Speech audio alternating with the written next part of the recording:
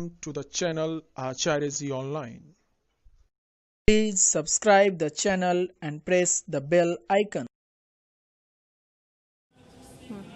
नमस्ते भैया बहन, हिंदी की कक्षा में आपका स्वागत है। हमने पिछले वीडियो में शब्द के प्रकार देखे थे, शब्द भेद रूपांतर के आधार पर देखे थे, जिसमें शब्दों के 8 भेद, जिसमें 4 विकारी और 4 अविकारी शब्द आपको बताए गए थे। संज्ञा, सर्वनाम, विशेषण और क्रिया, ये शब्द विकारी हैं। समुच्चय बोधक, संबंध बोधक, क्रिया विशेषण और विस्मयादि बोधक, ये 4 अविकारी शब्द हैं। इस तरह ये शब्द के 8 भेद हुए। इसे हम लोग प्रयोग के आधार पर ही शब्द के भेद मानते हैं, क्योंकि वाक्य में हम लोग इसका प्रयोग करते हैं। तो प्रयोग के आधार पर ये जो है वो शब्द के भेद हुए। आज उसी में से हम लोग संज्ञा शब्द को जानेंगे। सबसे पहले प्रश्न है कि संज्ञा क्या है, तो इसके हम लोग शाब्दिक अर्थ को जानेंगे। संज्ञा का शाब्दिक अर्थ है सम जोड़ ज्ञान, अर्थात जो सम्यक ज्ञान कराए। दूसरे शब्दों में हम कह सकते हैं किसी भी नाम को हम संज्ञा कहते हैं, या हमारी आंखों के सामने जो कुछ दिखाई देता है वह सब क्या है, तो संज्ञा। जैसे कक्षा में हम बैठते हैं तो भैया बहन दिखाई देते हैं, पंखा दिखाई देता है, खिड़की दिखाई देता है, डस्टर दिखाई देता है, ये सभी क्या है, तो संज्ञा। यानी किसी भी नाम को हम संज्ञा कहते हैं। यह नाम वस्तु का हो सकता है, व्यक्ति का हो सकता है, या स्थान का हो सकता है। अब हम इस संज्ञा को एक चार्ट के द्वारा, एक संज्ञा के फूल के द्वारा हम लोग देख सकते हैं। जैसे संज्ञा, तो संज्ञा शब्द को अगर हम लोग अलग करें तो सम जोड़ ज्ञा। सम का अर्थ है सम्यक और ज्ञा का अर्थ होता है ज्ञान कराने वाला, यानी जो सबका ज्ञान करावे। अब इसकी हम लोग 4 पंक्तियां देख रहे हैं। यानी संज्ञा क्या है, किसका नाम है, तो वस्तु का नाम है, व्यक्ति का नाम है, स्थान का नाम है और भाव का नाम है।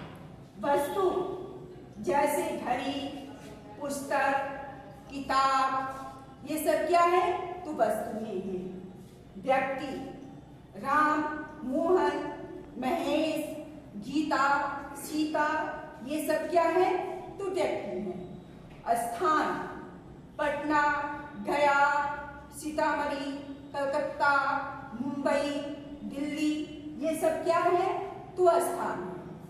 अब चौथी पंक्ति जो है वो भाव की है। ये भाव दिखाई नहीं पड़ता। जैसे मैंने आपको कहा कि हमारी आंखों के सामने जो कुछ दिखाई पड़ता है, लेकिन ये भाव दिखाई नहीं पड़ता, लेकिन हाँ दिखाई पड़ता है। कैसे, तो हमारे व्यवहार में, जैसे ईमानदारी, सुंदरता, सच्चाई, मोटाई, लंबाई, ये सब क्या है, तो हमारे भाव हैं। अब हम लोग देख रहे हैं इसी संज्ञा रूपी फूल की 5 पंखुड़ियां दिखाई पड़ रही हैं। तो ये 5 पंखुड़ियां जो है इस संज्ञा की 5 भेद हैं।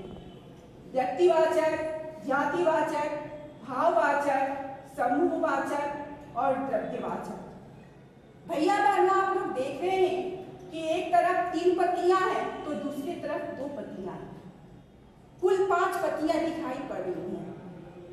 तो विद्वानों का मानना है, कुछ विद्वान संज्ञा के 3 भेद मानते हैं, व्यक्तिवाचक, जातिवाचक और भाववाचक।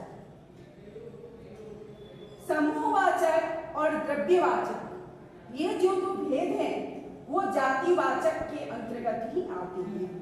व्यक्तिवाचक जैसे कृष्ण, गंगा, हिमालय, पटना। जातिवाचक जैसे मानव, नदी, पर्वत, नगर।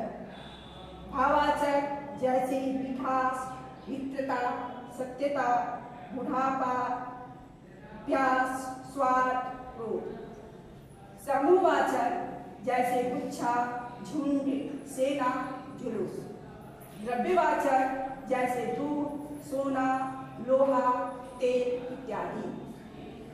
अब इसमें जैसे मैंने आपको बताया कि संज्ञा के 5 भेद। संज्ञा का शाब्दिक अर्थ सम्यक ज्ञान कराने वाला, किसी वस्तु, व्यक्ति, स्थान या भाव के नाम को संज्ञा कहते हैं। कुछ लोग प्राणीवाचक और अप्राणीवाचक ये 2 भेद मानते हैं। कुछ विद्वान 3 भेद को मानते हैं, जातिवाचक, व्यक्तिवाचक और भाववाचक। चूंकि समूह और द्रव्यवाचक ये जो संज्ञा है वो जाति के अंतर्गत ही आती है, तो इस 3 को अगर हम अलग करें तो जातिवाचक से आपने देखा कि यहाँ 2 एरो बने हुए हैं, 2 तीर का निशान है। तो जातिवाचक से समूहवाचक और द्रव्यवाचक, इस तरह संज्ञा के कुल 5 भेद हुए। अब एक एक करके इन भेदों के विषय में हम लोग जानेंगे। पहला है जातिवाचक, यानी जिस संज्ञा से पूरे जाति का बोध होता है उसे हम जातिवाचक संज्ञा कहते हैं। जैसे मैंने कहा गाय, तो गाय कहने से पूरी गाय जाति का बोध हो रहा है। हिमालय हमने कहा तो इसे पूरे पर्वत जाति का बोध नहीं हो रहा, सिर्फ हिमालय का बोध हो रहा है।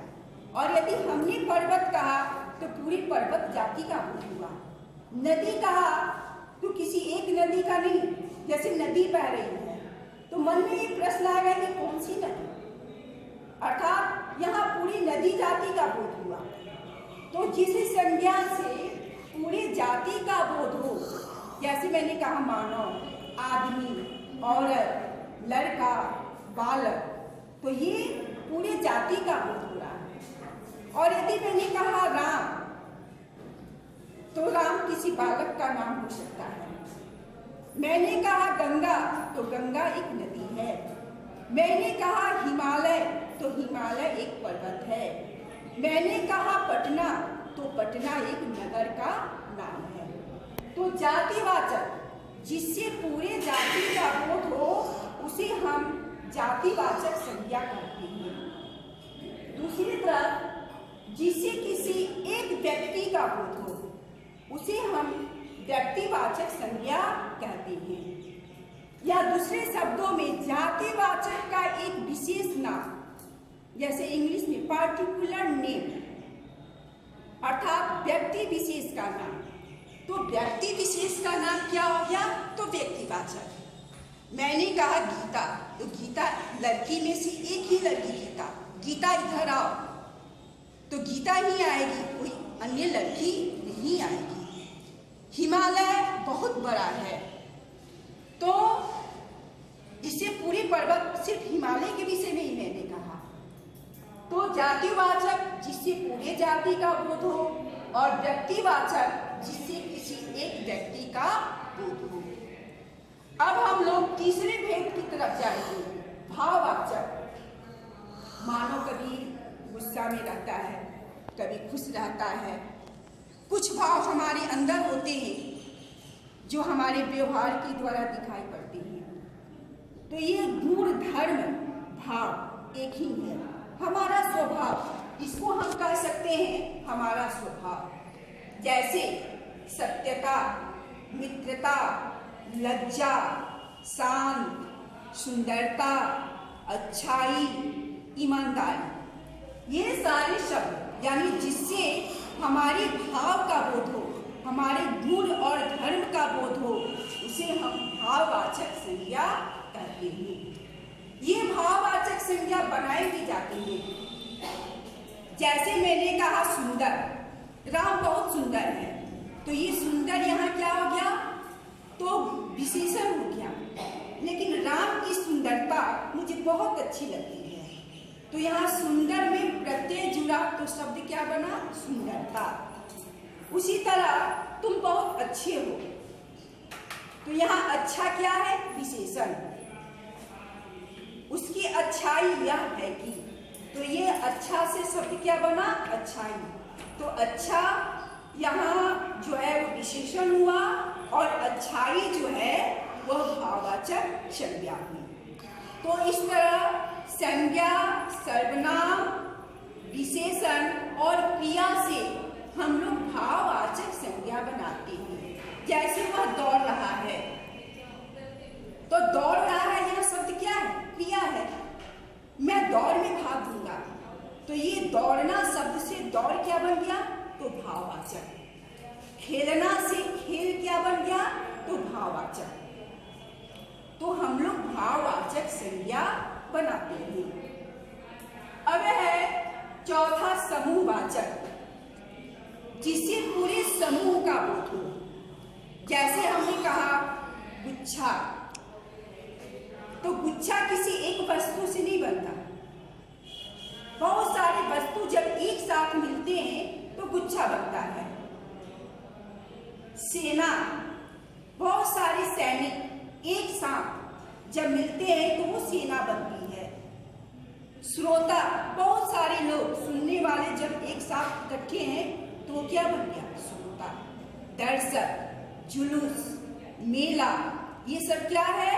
तो समूहवाचक। यानी भीड़ किसी एक व्यक्ति से नहीं होता। बहुत सारे व्यक्ति जब एक साथ इकट्ठे होते हैं तो क्या बन जाती है? भीड़ बन जाती है।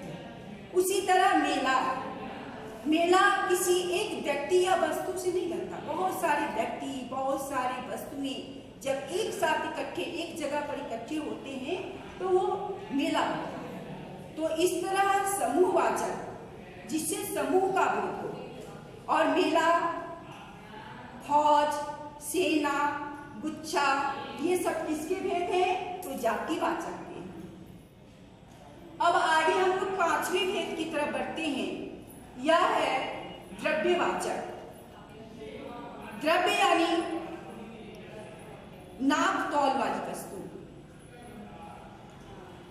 जैसे सोना, चांदी, तेल, पानी, दूध, इन वस्तुओं को हम नाप कर या तौल कर खरीदते हैं। तो वास्तव में ये भी क्या है? जातिवाचक। सोना की जाति है, चांदी की जाति है, दूध की जाति है, लेकिन चूंकि ये नाप तौल वाली वस्तु है इसलिए इसे हम द्रव्यवाचक संज्ञा कहते हैं। तो इस तरह संज्ञा के 5 भेद हुए: जातिवाचक, व्यक्तिवाचक, भाववाचक, समूहवाचक और द्रव्यवाचक। अब कभी कभी होता क्या है कि वाक्य में जब हम प्रयोग करते हैं तो संज्ञा बदल जाती है। जैसे आम, मैं आम खा रहा हूं, तो यहाँ आम जो है वो जातिवाचक का उदाहरण हुआ। लेकिन यही कहते हैं कि बाजार में आम कितने भाव का मिल रहा है, तो यहाँ आम जो है वो जातिवाचक करना होगा द्रव्यवाचक, क्योंकि नाम तौल वाली वस्तु बन गई। तालाब में मछली तैर रही है, तो ये मछली जो है यहाँ जातिवाचक का उदाहरण हुआ। बाजार में मछली कैसे किलो मिल रही है, तो यहाँ मछली जातिवाचक का उदाहरण न होकर द्रव्यवाचक का उदाहरण।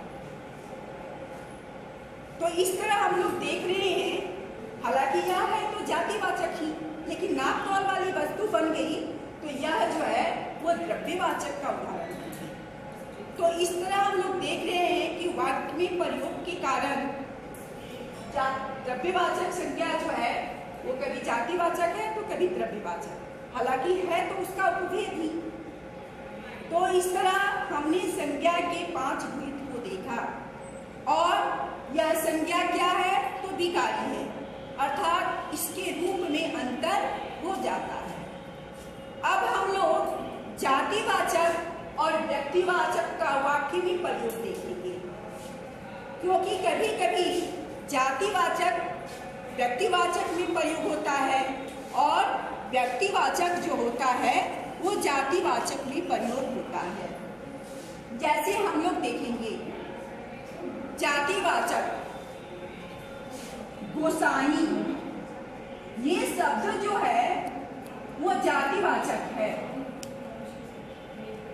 लेकिन इसका प्रयोग हम लोग व्यक्तिवाचक नहीं करेंगे। गोसाई या गोस्वामी, इसको हम लोग ले सकते हैं। वाक्य में अगर हम प्रयोग करते हैं तो देखते हैं गोस्वामी जी को कौन नहीं जानता। यह गोस्वामी गोसाई व्यक्तिवाचक है, लेकिन अगर हम कहते हैं कि गोस्वामी जी को कौन नहीं जानता तो सिर्फ यहाँ तुलसीदास का ही बोध हो रहा है, अर्थात यहाँ व्यक्तिवाचक जो है वो जातिवाचक बन गया है। अभिमन्यु, यह शब्द जो है अभिमन्यु एक नाम है, अर्जुन के पुत्र को हम लोग सभी लोग जानते हैं, लेकिन यदि हम प्रयोग करते हैं कि भारत में आज भी अनेक अभिमन्यु हैं, तो यहाँ अभिमन्यु शब्द व्यक्तिवाचक न बन के जातिवाचक बन गया, अर्थात भारत में आज भी अनेक अभिमन्यु हैं, यह अभिमन्यु के गुण को यहाँ दर्शा रहा है, इसलिए यहाँ व्यक्तिवाचक जातिवाचक बन गया। उसी तरह भारतेंदु, भारत का हिंदू, भारतेंदु जी हिंदी के सिद्धस्थ कवि थे, तो भारतेंदु कहने से यहाँ भारतेंदु हरिश्चंद्र का बोध हो रहा है। तो ये जातिवाचक, व्यक्तिवाचक, व्यक्तिवाचक और जातिवाचक, अर्थात इसका प्रयोग जो होता है वाक्य में बदलते रहता है। जैसे गोस्वामी जी को कौन नहीं जानता, तो गोस्वामी यहाँ जातिवाचक है, लेकिन इसका प्रयोग यहाँ व्यक्तिवाचक में हुआ है। आज भारत में अनेक अभिमन्यु हैं, तो अभिमन्यु है व्यक्तिवाचक, लेकिन यहाँ प्रयोग हुआ है जातिवाचक। आज भी भारत में जयचंदों की कमी नहीं है, तो जयचंद यहाँ व्यक्तिवाचक है, लेकिन इसका प्रयोग जातिवाचक में है। विभीषण है व्यक्तिवाचक, लेकिन यदि एक ही भाई दूसरे भाई का भंडाफोड़ करता है तो तुम भी विभीषण से कम नहीं, तुम भी आज विभीषण ही बन गए हो। तो यहाँ विभीषण जो है वो जातिवाचक में प्रयोग हुआ है। तो इस तरह हम लोग देख रहे हैं कि किस तरह व्यक्तिवाचक, जातिवाचक, जातिवाचक और व्यक्तिवाचक, अर्थात इसका जो प्रयोग है वाक्य के आधार पर बदलते रहता है। जैसे अब है गांधी जी कलयुग के कृष्ण थे, तो गांधी जी कलयुग के कृष्ण थे, कृष्ण है व्यक्तिवाचक, लेकिन इसका प्रयोग जातिवाचक है। अभिमन्यु है व्यक्तिवाचक, आज भी भारत में अनेक अभिमन्यु हैं, तो यहाँ अभिमन्यु जातिवाचक। दूसरी तरफ गोस्वामी और गोसाई ये जातिवाचक शब्द हैं, लेकिन गोस्वामी जी को कौन नहीं जानता, तो इसका प्रयोग हमने व्यक्तिवाचक में किया है। भारतेंदु यह है जातिवाचक, लेकिन भारतेंदु का प्रयोग हम लोग करते हैं तो भारतेंदु हरिश्चंद्र का ही बोध होता है। तो इस तरह हम लोग देख रहे हैं। उसी तरह है पुरी, तो पुरी से सिर्फ जगन्नाथपुरी, द्वारकापुरी भी है, जगन्नाथपुरी भी है, लेकिन हम लोग कहते हैं कि मैं पुरी घूमने गया था, तो सिर्फ जगन्नाथपुरी का ही बोध होता है।